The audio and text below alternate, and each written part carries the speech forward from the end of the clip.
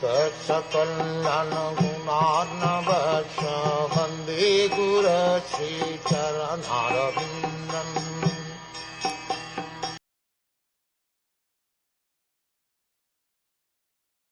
The yogi should clear the passage of vital air by breathing in the following manner. First, he should inhale very deeply, then hold the breath in, and finally exhale. Or, reversing the process, the yogi can first exhale, then hold the breath outside, and finally inhale. This is done so that the mind may become steady and free from external disturbances.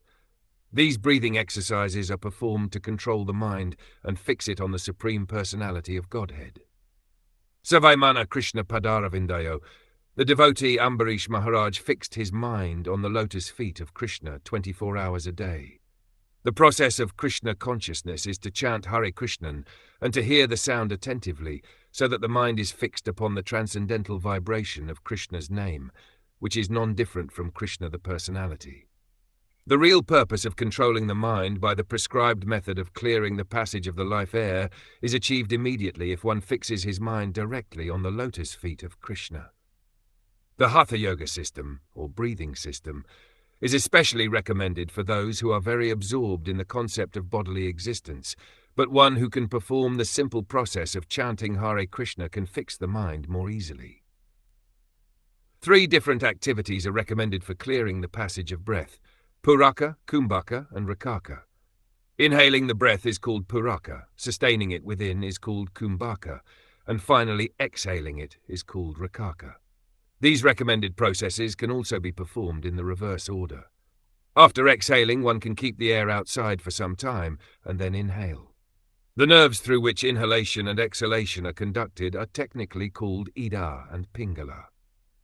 The ultimate purpose of clearing the Iya and Pingala passages is to divert the mind from material enjoyment.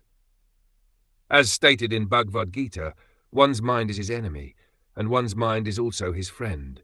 Its position varies according to the different dealings of the living entity. If we divert our mind to thoughts of material enjoyment, then our mind becomes an enemy, and if we concentrate our mind on the lotus feet of Krishna, then our mind is a friend. By the yoga system of Puraka, Kumbhaka, and Rikaka, or by directly fixing the mind on the sound vibration of Krishna, or on the form of Krishna, the same purpose is achieved. In Bhagavad Gita it is said that one must practice the breathing exercise. By virtue of these processes of control, the mind cannot wander to external thoughts.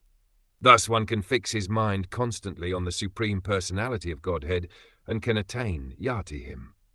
Practicing the yoga system of exercise and breath control is very difficult for a person in this age, and therefore Lord Chaitanya recommended Kirtaniya Sadahari. One should always chant the holy name of the Supreme Lord, Krishna, because Krishna is the most suitable name of the Supreme Personality of Godhead. The name Krishna and the Supreme Person Krishna are non-different. Therefore, if one concentrates his mind on hearing and chanting Hare Krishna, the same result is achieved.